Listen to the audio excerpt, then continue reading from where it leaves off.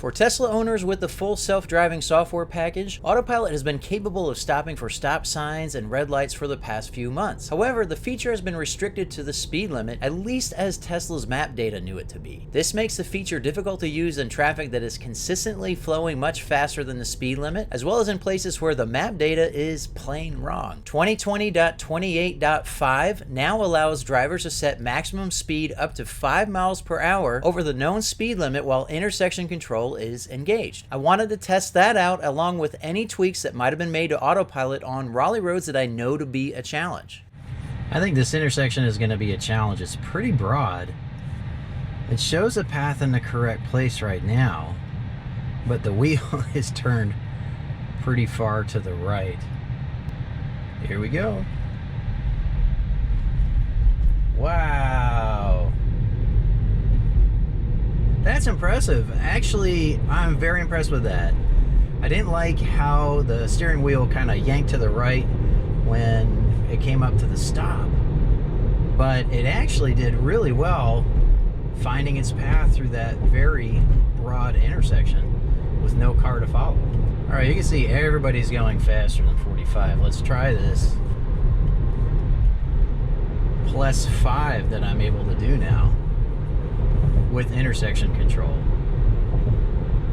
Yeah, people are still pulling away from me. The speed limit actually changes a couple times on this road, so this is going to be a good test to see how much it's going to adjust the speed limit versus how much I'm going to have to do it myself.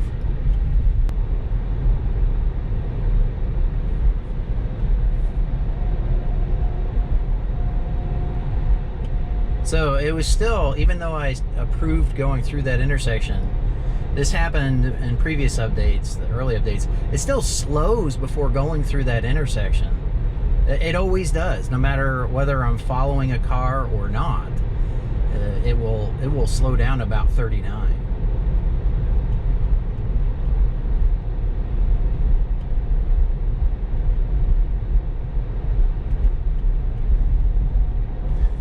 I don't know what my follow distance is at. 3. Okay, I'm going to keep it at 3. I'm in the slow lane, and of course, even the slow lane on this road does not go the speed limit. Speed limit drops down to 35 miles an hour up here. Let's see what happens.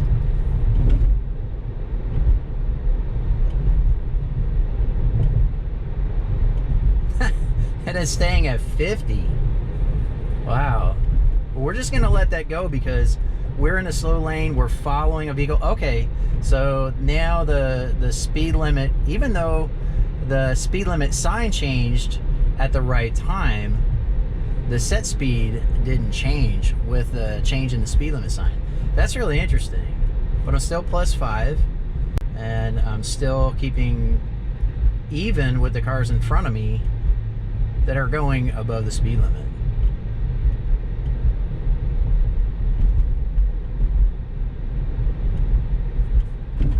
Wow, so it's not liking these double intersections.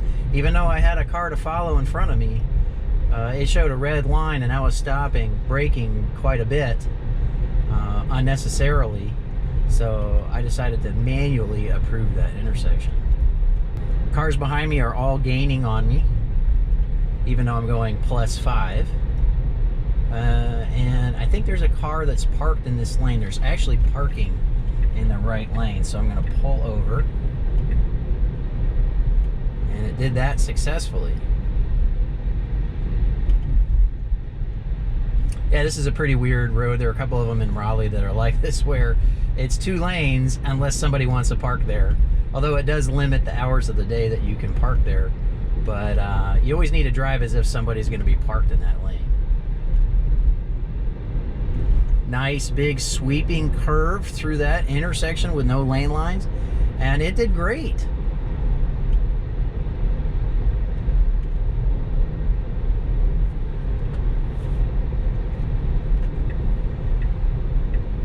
Get back in the right lane. The slow lane, because again, pretty much everybody behind me is coming up faster than 40. Okay, so now we have construction And this is not the kind of cone line that I would expect this to follow, so I am going to manually change lanes, and it successfully does that. I'm going to be super ready coming through here. Oh man, they're cutting trees and the branches are falling down. That one fell down right in the road just then. So even though I'm in the passing lane, I am following a vehicle that is going slower than my set speed. So I'm not going to move over to the right. This intersection here, oh yeah, so it comes really close to that curb, and you saw it had cones on it. I have had to abort in the past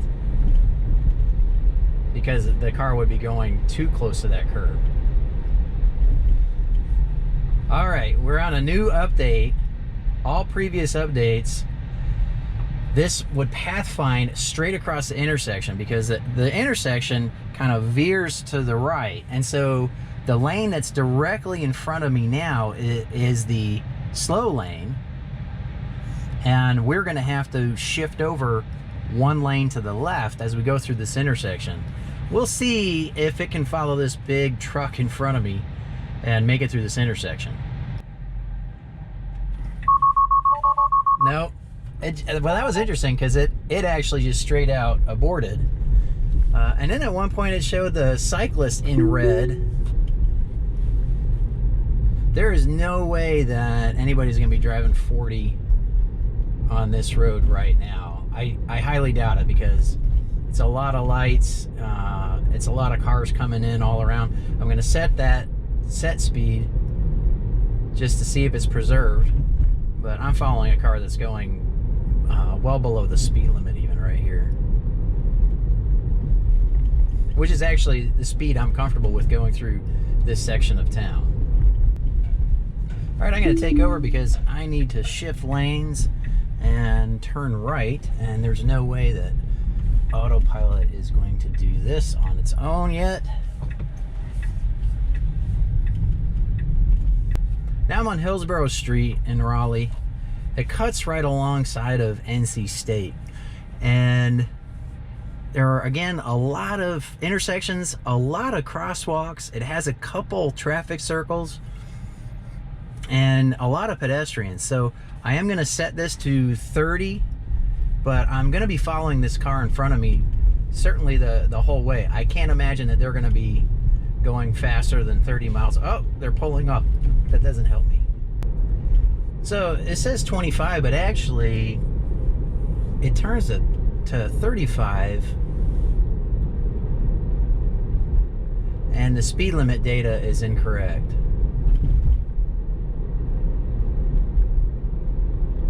Coming up on a traffic circle, and this actually just comes to a full stop in traffic circles. Yeah, and it kind of yanked the wheel out of my hand, so I didn't even have a chance to try to get it to go through that traffic signal because it wanted to pull out of the lane. Come on. Keeps losing there we go. So here we go, 35 miles an hour. I've got set to 40. Yeah, so here's a situation where I wouldn't do 40 in here, and not many people will. I'm already catching up to the cars in front of me. That made it. That did a correct lane shift there. It never did that before. Okay, we got another traffic circle. No car behind me, but I should be stopping. But see, it's all cockeyed. So I'm going to take over and pull through so as not to be a traffic hazard myself. Yeah, so this is a case, you can see that the road is very narrow. It's not nearly as busy as if students were in person on campus right now. But it's just not the kind of road where you're going to want to be speeding. In fact, I'm already catching up to the vehicles in front of me because, and you know, here I am, I'm constantly having to approve going through the lights. But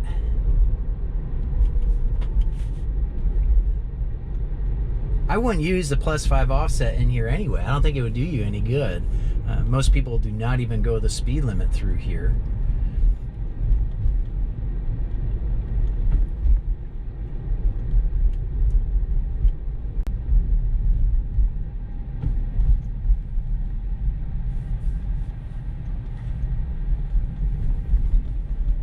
One of the things that Autopilot has got to figure out is when a car is committed to pulling completely out of your lane like that, because it still goes so slow until the car is way out of the lane. But human drivers would be just getting on the accelerator and going on through the intersection at that point.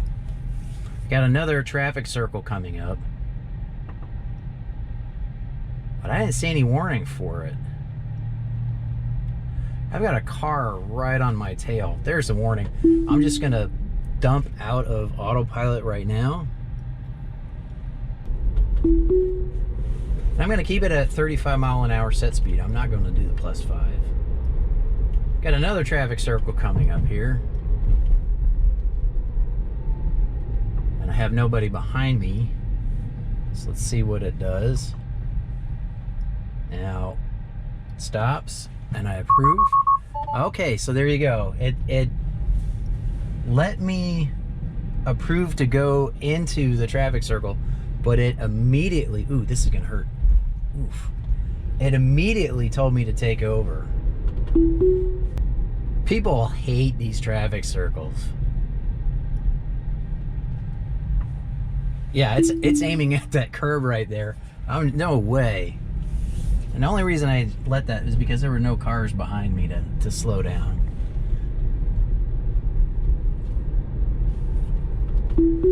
All right, so we're out of kind of the populated section of Hillsborough. And so I'm gonna go back to +5. I think it actually turns to 45 miles an hour up here soon. I'm gonna stay behind this car even though I'm in the passing lane. There's no traffic coming up behind me. Oh, and they're turning left. I'm just gonna bail out of Autopilot altogether to get through that intersection safely. Change lanes manually. And now I'm gonna stay in the slow lane with a +5. Speed limit changes to 45 up here. And in the past, you'll see the speed limit sign change, but the set speed doesn't change. See, I haven't figured out when it does and when it doesn't on the way up. But so I've got to manually do it. And so this is nice because it ensures that you're going to be following the flow of traffic. You're not going to see, what the heck? That vehicle is clearly within my following distance, and it started to stop. So I hit the accelerator to get through the intersection to cancel the stop at for the traffic light control. Let's see what happens now. I'm clearly following that truck.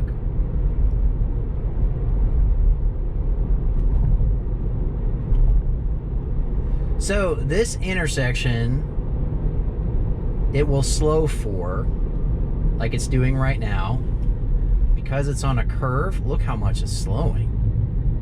Wow, it's never slowed that much before. Slow down to 24 miles an hour to get through that intersection on a curve. See, again, so this guy, I would be getting on the accelerator and getting around him. I'm gonna do that anyway, because it's just gonna sit there. Oop. It was not going to make it correctly through that intersection in the right lane. Yeah, and cross traffic, it still doesn't have very good path prediction for cross traffic like that. It's gonna get on the brakes when it doesn't need to. If you watch any of my other videos, you probably know that I always follow the speed limit when I'm recording video. And since I'm recording video pretty much every time I'm driving, because I don't know what I'm gonna capture, I'm almost always doing the speed limit, especially through town. I'm doing this on video because I'm trying to test this particular change in the available settings. And I think that a lot of people are gonna love this because it does get at least annoying to be going the speed limit on some roads in Raleigh, making people pass you. At certain times, it can become an impediment to traffic that you don't want to be a part of. And so I drop out of traffic aware cruise control or autopilot at that time, but now I'm not going to need to do that. This doesn't necessarily mean that I'm going to be +5 every time you see me doing a video anymore, but I think that this is a good exception to make. This is a pretty big intersection, again, with no lane lines, but I'm going to be following a car. Yep, couldn't do it. There actually was a lane line on the left. It just wasn't very strong anymore, not very prominent.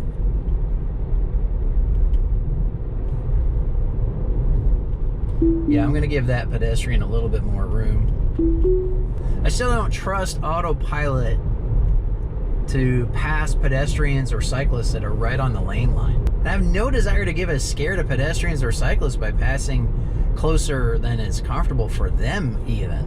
Remember, we can't decide how people are going to react to Tesla's driving on autopilot. And the last thing we want to do as Tesla owners is create this impression that Tesla Autopilot is a danger to others, that it puts others at risk. So I will typically kick out of autopilot, out of auto steer, when I'm passing a jogger or a walker that's walking right on the lane line, and I give them a lot more room, just like I would be doing if I were driving on my own.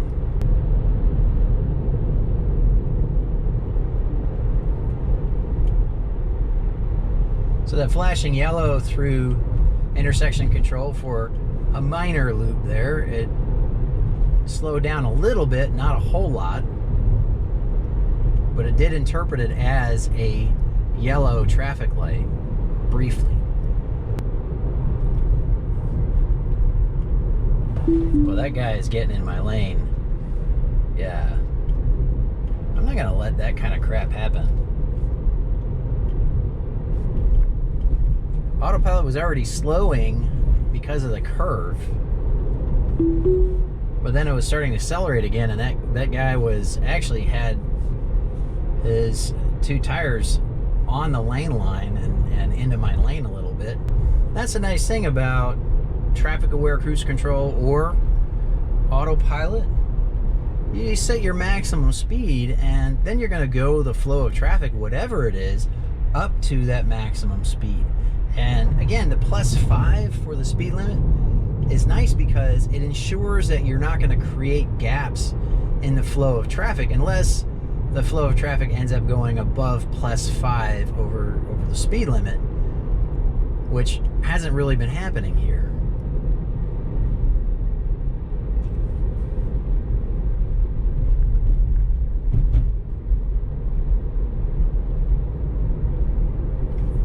That was pretty good. There weren't very good lane markings even for the human eye right there.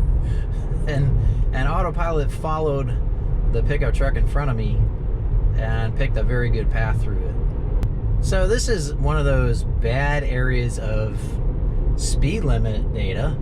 It's not 35, it's 45 or 25 during school zone hours. And so this goes to 35 miles an hour. And it should either be 45 or 25, but that's where +5 is actually helpful through this because you're not really going to be impeding traffic too much, not in this section, not at 40, even though the speed limit is 45. Here's another road where +5 is even slower than the flow of traffic. Although, again, the +5 means that I'm less of an impediment to traffic than if I were doing the exact speed limit. Okay, so now we're going on a highway, and that's the end of my test of the +5 for intersection control. I'm glad they did that. I know a lot of people are going to really appreciate that too. I think a lot of people are hoping for +10 because that really is an issue in a lot of city streets as well. When you're on a regular highway, you can do like +20. That's +30. Of course, I'm not going faster than the car in front of me, so I'm not really setting my actual speed, and I can back this down to something more reasonable anyway. But I think +10 will come once Tesla gets more data and how cars proceed through intersections with intersection control, whether it's the car making the decision following a car in front of it or the driver manually approving it. If you're looking to get the benefits of Tesla full self-driving for yourself, be sure to use my Tesla Owners referral link when placing your order. It'll get you free supercharging. Full details about the Tesla Owners referral program can be found at the link itself. Be sure to subscribe for more videos on tests of Tesla Autopilot. I really appreciate you watching The Tech of Tech, and I hope to see you next time.